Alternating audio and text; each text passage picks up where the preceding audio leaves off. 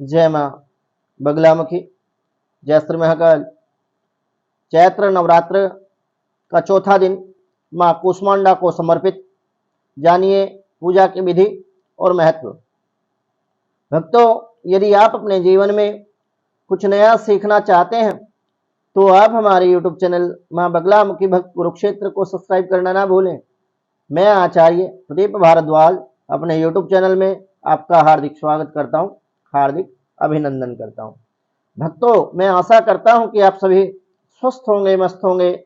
माँ बगलामुखी की कृपा सदा सदैव के लिए आप पर बनी रहे, ऐसी मैं माँ बगलामुखी से कामना करता हूँ। नवरात्र के चौथे दिन देवी दुर्गा के कूष्मांडा स्वरूप की पूजा करने का विधान बताया गया है, जिनकी साधना करने पर साधक के जीवन से जुड़े सभी कष्टों से, सभी परेशानियों से छुटकारा माँ की कृपा से हो जाता है और साधक की सभी मनोकामनाएं भी पूर्ण होती हैं। हिंदू धर्म में नवरात्र के 9 दिनों का विशेष महत्व होता है।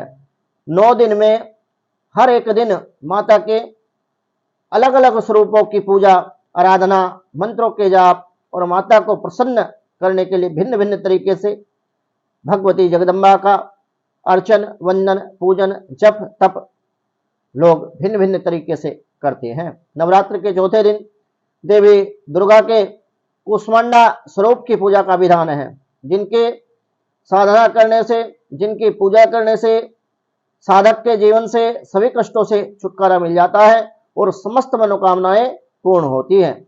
माँ कूष्मांडा का स्वरूप माँ के शरीर की कांति और प्रभा सूर्य के समान है। इनके तेज की तुलना इन्हीं से की जा सकती है। अन्य कोई भी देवी देवता इनके तेज और प्रभाव की क्षमता नहीं रखता है। इन्हीं के तेज और प्रकाश से दसों दिशाओं में प्रकाश विद्यमान है। ब्रह्मांड की सभी वस्तुओं और प्राणियों में स्थित तेज इन्हीं की छाया है। इनकी 8 भुजाएं हैं, अतः ये अष्टभुजा देवी के नाम से जानी जाती है। इनके 7 हाथों में क्रमशः कमंडल, धनुष, बाण, कमल पुष्प, अमृत वर्षा, अमृत पूर्ण कलश और चक्र और गदा इनके हाथों में विराजमान है।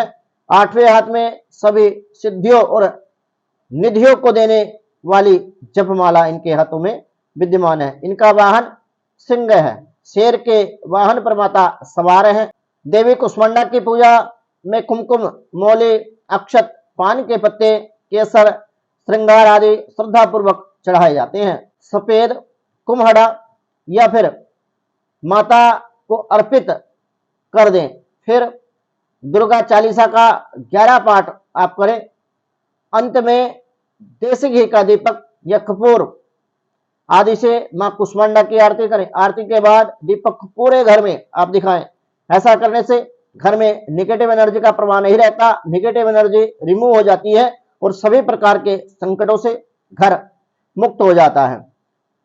नकारात्मक ऊर्जा इससे पूर्ण रूप से नष्ट होती है। अब मां कूष्मांडा से अपने परिवार की सुख समृद्धि के लिए, धन की कामना के लिए, संकटों से रक्षा के लिए तथा आपकी यदि कोई कामना है तो वो कामना मां कूष्मांडा से आप कहें।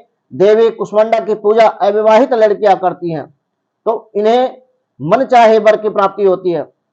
मन चाहे वर की प्राप्ति के लिए देवी कूष्मांडा की पूजा विशेष रूप से की जाती है। सुहागन स्त्रियां यदि मां कूष्मांडा की पूजा करती हैं तो इनको अखंड सौभाग्य का वरदान मां से प्राप्त। मां कूष्मांडा की पूजा का महत्व क्या है?